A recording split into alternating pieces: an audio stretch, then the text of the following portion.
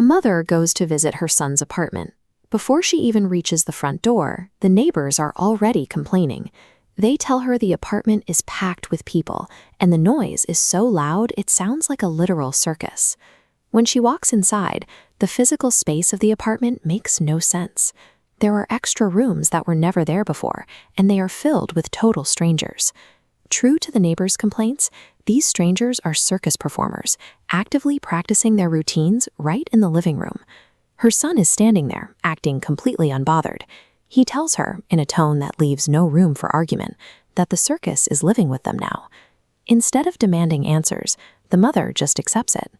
If you or I walked into our family home and found a troupe of acrobats living there, we would panic. But the narrator shows exactly zero resistance. She accepts this impossible geometry and bizarre invasion as if it is a completely normal afternoon. The absurdity escalates when a man introduces himself as the circus director. He hands the mother an unprompted, bizarre gift, an enormous cat with a bright red pattern painted directly onto its back. The director casually refers to it as a Chinese puma, but as the cat jumps out of her arms, it physically transforms in midair.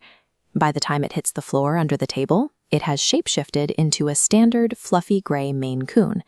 The circus crew treats this shapeshifting animal as entirely normal. The mother nods along, right up until she notices a massive, fully grown lion resting on the rug, letting out a low roar that vibrates through the floorboards. Her only reaction to an apex predator in a residential building is to think, the neighbors are right, you really shouldn't keep lions in an apartment. This reaction reveals a severe disconnect.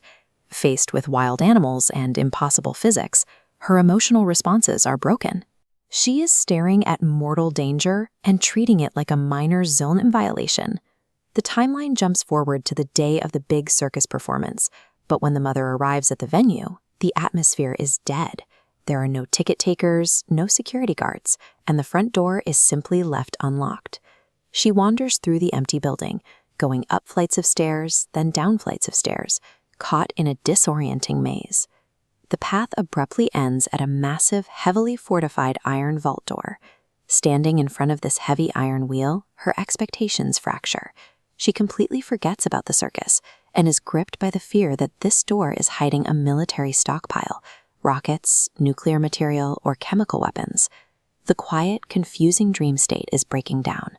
A very real, creeping sense of dread is leaking into the fantasy, creating a direct conflict between the circus show she expects to see and the terrifying military threat she suddenly anticipates. Despite her fear of what might explode behind it, she grabs the heavy wheel. She struggles with the massive bolts and levers, pulling with all her strength until the heavy iron mechanism finally clicks open. Inside, there are no missiles. There are no chemical weapons. The heavily armored military vault is packed floor to ceiling with chocolate, colorful candies, and neatly arranged gift sets. Before she can even process the shelves of sweets, a stranger runs past her in a panic. He shouts a direct warning. Nothing in that room is what it seems, and the candy warehouse is actually a trap. When she asks what the room actually is, she gets no reply. The stranger vanishes, leaving her alone in a room full of sugar, realizing that she has no idea what she is actually standing in. Her brain is clearly working overtime to maintain a facade of safety. It is actively projecting sweet, comforting images over an overwhelming threat it refuses to acknowledge. The candy vault dissolves, the impossible geometry fades, and the narrator abruptly wakes up in her own bed to a harsh, chaotic morning. She wakes up into the reality of iron swords, the Israeli military operation currently defining her life. The lion's roar that rattled the floorboards in her dream finds its real-world counterpart in the blare of air raid sirens and the visual reality of incoming fire over her city. Even the suffocating atmosphere of the dream is rooted in reality. The sand from Africa refers to the Come-Sin weather phenomenon, a severe dust storm that blankets the region, compounding the psychological stress of a war zone with physical, choking discomfort. Every element of the dream mirrors a specific, inescapable part of her wartime reality. The chaotic circus in her son's apartment translates to her waking life. Her subconscious was processing the intense reality of displaced families and citizens crowding together to seek shelter in confined residential spaces. The massive iron vault represents a literal, physical bomb shelter door. Her mind took the terrifying act of hiding from incoming missiles and desperately painted over the steel walls with chocolate and gift sets to mask the terror. Psychologists refer to this kind of defense mechanism as threat substitution.